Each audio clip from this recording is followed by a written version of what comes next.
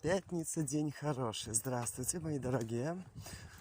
Потому что впереди выходные. Я слушаю книгу, иду засветло. Сокращенная пятница, вообще хорошо. До скорых будет. До скорых вечерних. А сейчас книга автор неизвестный, но главное, что это книга «Смерть Ахиллеса». А1. Барышня, мне номер 762, Англия. Здесь Георг Кнабе, прошу позвать госпожу Ванду. Голос пол не определен. Сию минутус. А2. Ванда у аппарата, кто это? А1. Пометы на полях. С всего места все по-немецки. Я. Срочное дело, очень важно. Скажите мне одно, делали ли вы с ним что-нибудь? Вы понимаете, о чем я? Делали или нет? Говорите правду, заклинаю. А2. После продолжительной паузы. То, что вы имеете в виду, я не сделала. Все произошло само. Но что с вами? У вас такой голос. А1. Нет, правда не делали? О, благодарение Господу. Вы не представляете, в каком я положении. Это кошмарный сон.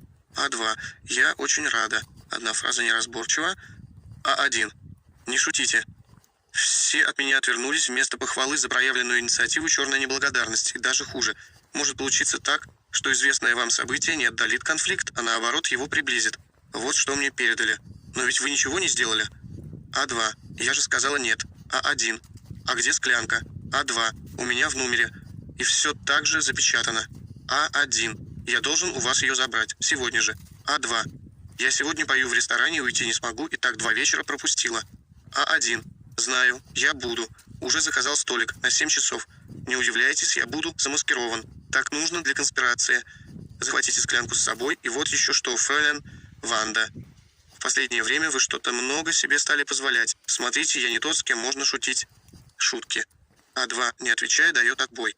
Стенографировал и перевел с немецкого Юлий Шмидт. Внизу косым гвардейским почерком приписка. Не убрал бы он ее с перепугу. А. Е.О. Из туалета Купчин вышел явно посвежевший. Сопровождаемый метрдотелем вошел в зал. Обвел мутным взглядом столы с невозможной белизны скатертями, сплошь в сиянии серебра и хрусталя. Сплюнул на сверкающий паркетный пол, метрдотель только поежился, и, наконец, ткнул пальцем в стол, слава богу, свободный, возле стены.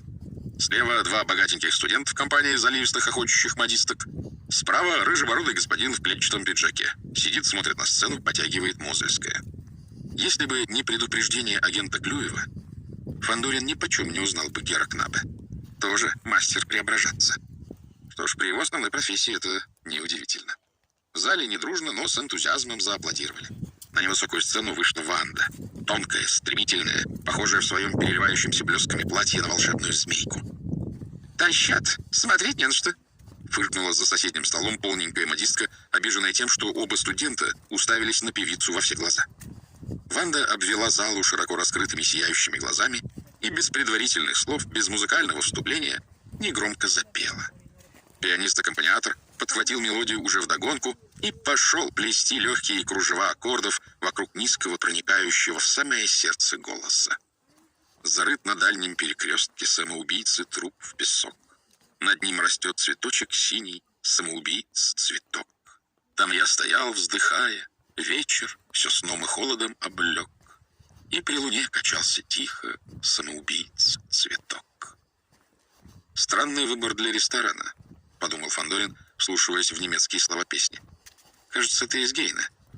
В зале стало очень тихо. Потом все разом захлопали, а давешняя ревнивая модистка даже крикнула «Браво!». Раз Петрович спохватился, что, кажется, вышел из роли. Но никто вроде бы не заметил неуместно серьезного выражения, появившегося на пьяной физиономии охотнорядца. Во всяком случае, рыжебородый, что сидел за столом справа, смотрел только на сцену.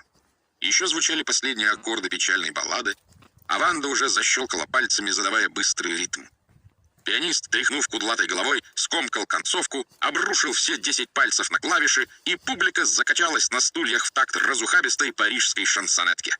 Какой-то русский господин, по виду из заводчиков, совершил странную манипуляцию. Подозвал цветочницу, взял из корзины букетик анютиных глазок и, обернув его 100-рублевой ассигнацией, послал Ванде. Та, не прекращая петь, понюхала букет и велела отослать обратно вместе со 100-рублевкой. Заводчик, до сего момента державшийся королем, заметно стушевался. и 2 раза подряд выпил залпом по полному фужеру водки. Больше не забыл. На него почему-то поглядывали. Немного повалял дурака, налил шампанского в чайную чашку, а оттуда в блюд. Вот откуда у меня есть вот это вот желание дурачиться, когда выпьешь. Я просто голубых кровей. Счастья вам, удачи, любви, успеха. До скорых встреч. Будьте такими сильными духами. Пока-пока.